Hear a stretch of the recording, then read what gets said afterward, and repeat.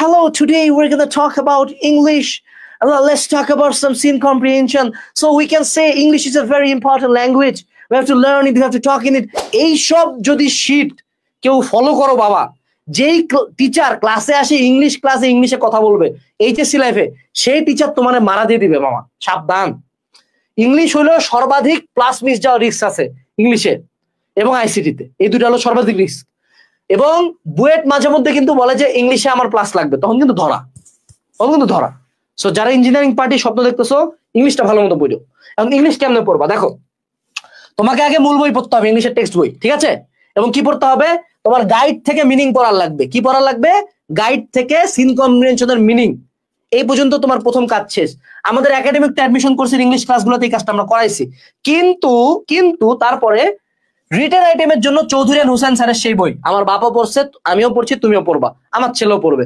চৌধুরী হোসেন স্যারের বই থেকে রিটেন পড়বা। কেন রিটেন পড়বা? ওখান থেকে একটা জিনিস বুঝো, সেটা হলো যে তোমার গ্রামার, তোমার স্পেলিং, তোমার কাটাকাটি এবং তোমার লেখার ইউনিকনেস, তোমার ইংলিশ রিটেন আইটেমে যেগুলোতে অ্যারাউন্ড 60% মার্কস আছে, সেটার নাম্বারস ডিকটেট করে। এখন the government should take necessary steps. Traffic jam is a big problem in Bangladesh.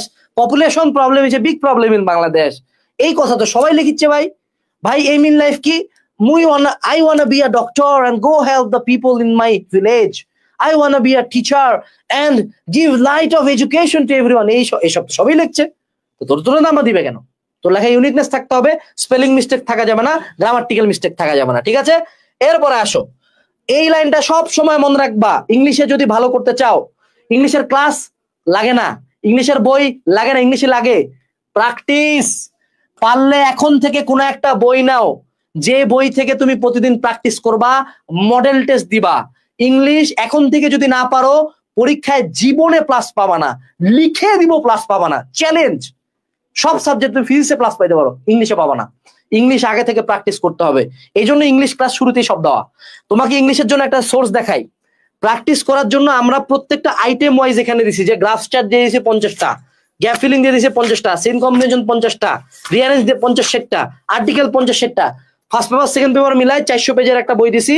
যেই প্র্যাকটিস গুলো তোমাকে করতে হবে, কি বলো দেখি? বিগত বছরের কোশ্চেন থেকে প্র্যাকটিস করতে হবে, ঠিক আছে? এটা খুবই জরুরি। প্র্যাকটিস র্যান্ডম কোনো জায়গা থেকে করতে হবে না, কারণ বিগত বছরের কোশ্চেন থেকে ইংলিশে প্রচুর রুলস, প্রচুর টাইপ, প্রচুর কোশ্চেন বারবার আসে। ইংলিশ প্রতিদিন বা প্রতি উইকে, আমার একজন স্যার ছিলেন, উনি প্রতি উইকে 2 দিন আসতেন, আমার 2টা করে মডেল টেস্ট নিতেন, খাতা কাটতেন, চলে যেতেন। That was my English. তোমার টিচার নাই, নিজে দাও না রে বাবা, নিজে দাও। একটা পুরাতন মেডিসি কিনে আনো, একটা কম্বাইন্ড ইংলিশ বইটা কিনো, দেন ইনাফ। এরপর আসলো, মনে রাখতে হবে, রুলস না পড়ে মডেল টেস্ট দাও। রুলস পড়বো একবার, প্র্যাকটিস করবো বারবার, আরেকবার। রুলস পড়বো একবার, প্র্যাকটিস করবো বারবার। এটা হলো ইংলিশের নিয়ম। সেকেন্ড পেপারের ভাই, এই ন্যারেশনের রুলস কি চেঞ্জ হয়েছে 6 এর পরে?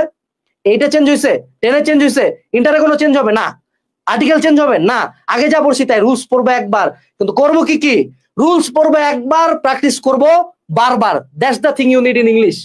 লাস্ট বাট নট লিস্ট, এক সিরিয়ালে প্র্যাকটিস করতে থাকা। দেখো, ধরে নিলাম তোমার এখন গ্যাপ ফিলিং করতে হবে, তুমি ট্রাই করো যে এই যে আমাদের কম্বাইন্ড ইংলিশ বই থেকে 30টা ধরো গ্যাপ ফিলিং আছে, দিনে একটা বা উইকে 3টা করে আগাও। তুমি দেখবে 2 বছরে তোমার 40টা হয়ে গেছে, তুমি এইচএসসি ইংলিশে কোপ দিয়ে আসবা, ঠিক আছে?